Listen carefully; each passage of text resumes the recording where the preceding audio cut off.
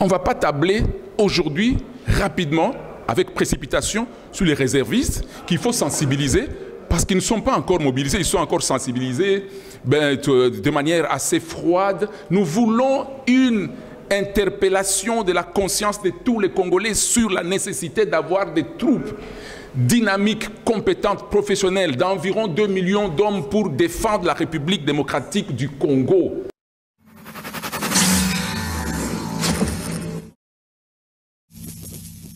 La manière dont on est en train de faire des choses à un certain moment, moi je me dis qu'il y a un complot quelque part. Montrer aux jeunes la nécessité de participer à la protection de leurs terres. Ils peuvent croire que ça concerne que les ministres, ça concerne les députés, ça concerne les riches de la République, mais c'est eux l'avenir de la RDC.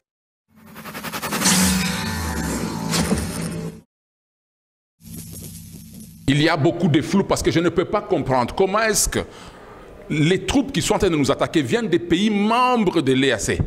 Nous faisons partie de l'EAC. Dites-moi où est passé cet accord-là, où est passé cet article qui parle de non-agression.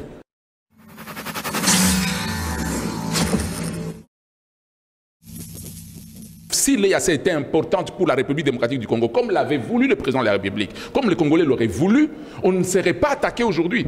Nous avons été attaqués par les pays membres de l'EAC. Nous n'allons pas continuer à perdre notre temps ici en train de mentir au peuple.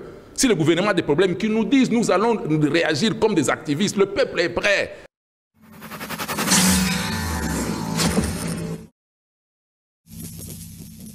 Il nous faut doter ce pays d'une armée.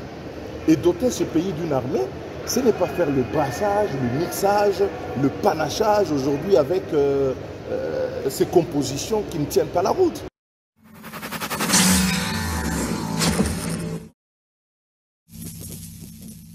C'est quoi cette idée de dire que notre armée n'est plus capable de défendre le pays et donc on va prendre les groupes armés et que ces groupes armés vont venir et ils vont assurer la défense du pays. Le commandant suprême, il est commandant suprême des forces armées ou des groupes armés?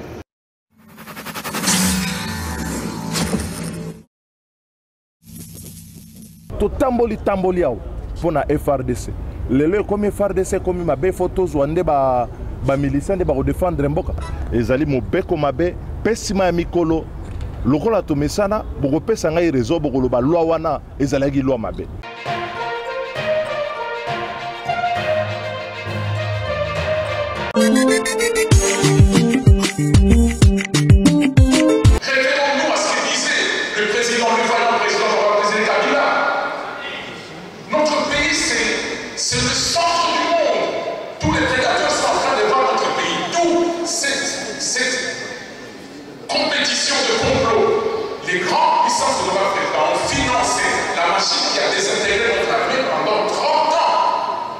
Ce n'est pas un jeu.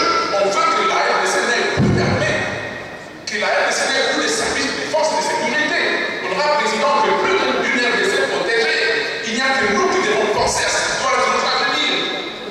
Honorable président, retournons à cette appellation du président de la République. On a appelé la mobilisation générale. Il faut inviter tous les Congolais à entrer dans l'armée pour protéger leur pays. Nous sommes en train de prendre ça à légère. Et j'ai suivi les discours de certains grands politiciens, soi-disant grands politiciens, de la RDC sur les médias congolais, en train de décourager les jeunes à entrer dans l'armée sous prétexte que l'armée n'est pas payée. Et parmi eux, j'ai vu ceux qui ont participé à la désintégration de l'armée qui sont cités sur la liste des gens qui ont filtré notre armée.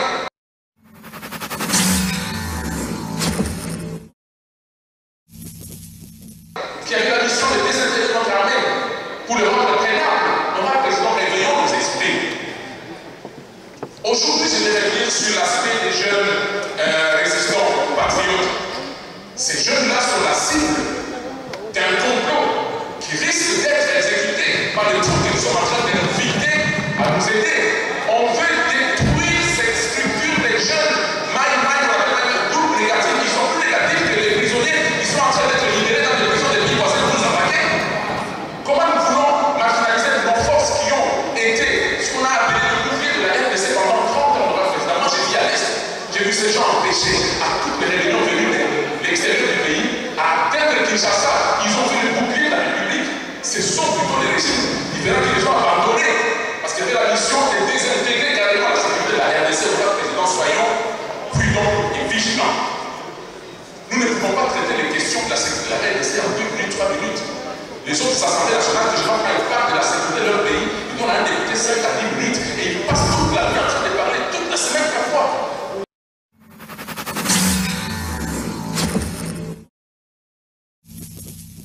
Nous sommes pressés à cette question. Honorable Président, nous voyons la manière dont on pourra programmer les minutes, les temps, les parties à chaque député, quand on parle des questions sérieuses. Invitons même les experts extérieurs et internes du pays qui ont écrit.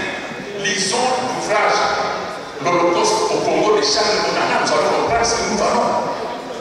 Et nous, les autres écrivent mieux de nous, plus que nous. Et nous, quand il faut parler, on donne 2 minutes, 3 minutes. Et nous allons parler de quoi sérieusement 3 minutes en une demi-journée. À un temps pressé de faire passer la loi. Cette loi est sérieuse, notre président, merci d'avoir programmé, mais pensons à la conscience que nous sommes en train de faire. Notre pays est en train d'être occupé. Vous qui ne vivez pas à l'Est, moi je viens de là, je viens de faire 4 territoires occupés. Les troupes qu'on a invitées pour venir nous aider vont nous vendre et vont nous aider, nous étrangers. Nous, c'est à nous de nous protéger. Entrons dans l'armée, que nos enfants entrent dans l'armée. Nous avons besoin de plus de troupes effectifs et actifs que de réservistes.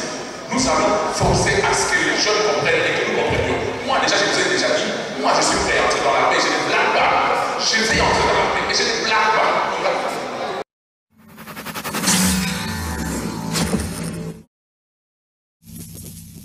On ne va pas tabler aujourd'hui, rapidement, avec précipitation, sur les réservistes qu'il faut sensibiliser parce qu'ils ne sont pas encore mobilisés, ils sont encore sensibilisés de manière assez froide. Nous voulons une interpellation de la conscience de tous les Congolais sur la nécessité d'avoir des troupes dynamiques, compétentes, professionnelles, d'environ 2 millions d'hommes pour défendre la République démocratique du Congo.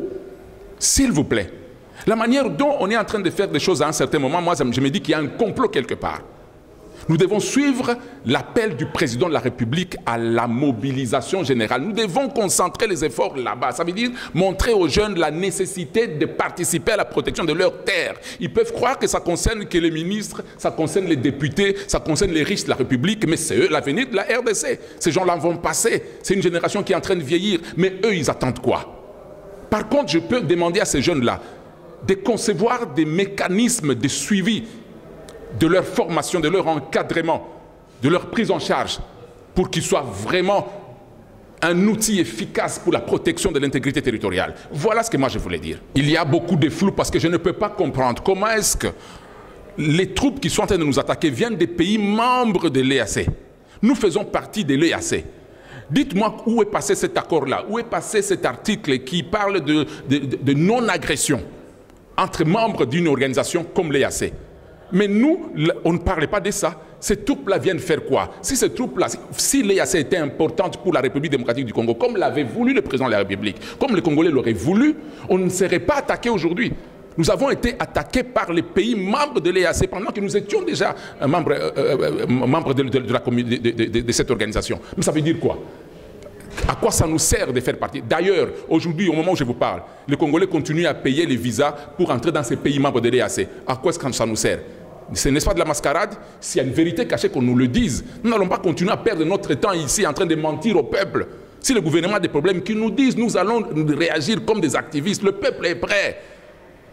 Et nous devons aider le président de la République. On ne doit pas le laisser dans les pièges politiques, internationaux, diplomatiques. On doit récupérer la volonté du chef de l'État. Faisons-en notre action.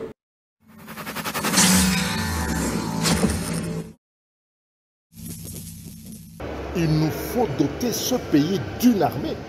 Et doter ce pays d'une armée, ce n'est pas faire le brassage, le mixage, le panachage aujourd'hui avec ces compositions qui ne tiennent pas la route.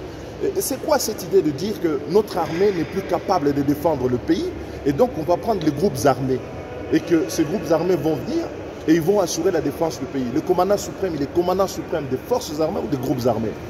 Donc c'est aujourd'hui une déchéance, une capitulation de la part du gouvernement en venant défendre cette loi. Et d'ailleurs, un signal, le ministre de la Défense n'est pas venu pour défendre cette loi parce que je crois comprendre qu'il n'est pas d'accord. Lui qui connaît les affaires militaires, il n'a pas voulu associer son nom à une telle confusion, une telle débandade, une capitulation du pays, de la nation. Nous devons avoir une armée et un commandant suprême qui va diriger une armée qui va être à la tête des forces armées, pas à la tête des miliciens. Wana ezali mutindo mabe ya kosala lekolo na biso eloko biso tolingi tolendisa mapinga na biso toyebi ete ezali pasi mais ezali mapinga na biso nde kobatela ekolo mpe na mobeko likonzi balobi ezali obele armée na police na biso nde ekodefendre lelo ekomi eloko ya bamilicien après échec ya état de siège échec ya makambo ya EAC lelo tokomi na armée ya bamilicien yango biso tolobi ezali capitulation c'est-à-dire que ezali gouvernement moko endimi ete epoli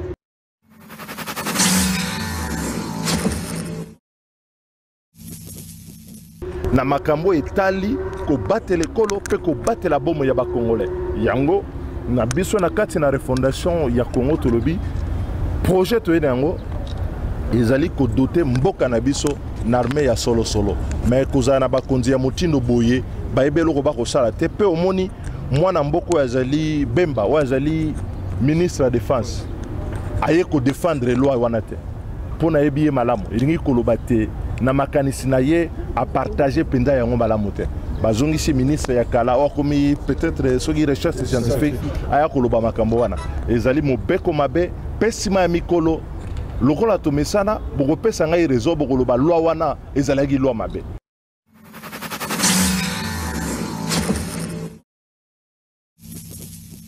mais tozali na ntango soki balingi mboka na biso etambola bapesa makoki na mapinga na biso na FRDC totamboli awo mpo na FRDC lelo ekomi FRDC ekomi mabe fo tozwa nde bamilicien nde bakodefendre mboka ezali boye te epe lokuta na bango balobi na bamboka mosusu bareserviste bazali bareserviste bazalaka bisika deja mapinga ezali bareserviste bakozala bisika te gouvernement koloba mapinga ezali te wana ekomi kodefendre mboka na bavolo na bamercenaire na bamilicien ezali na ntina te mpe commandant suprême azalaka commandant suprême ya bamilicien te commandant suprême azalaka commandant suprême ya mapinga oyo ezali forme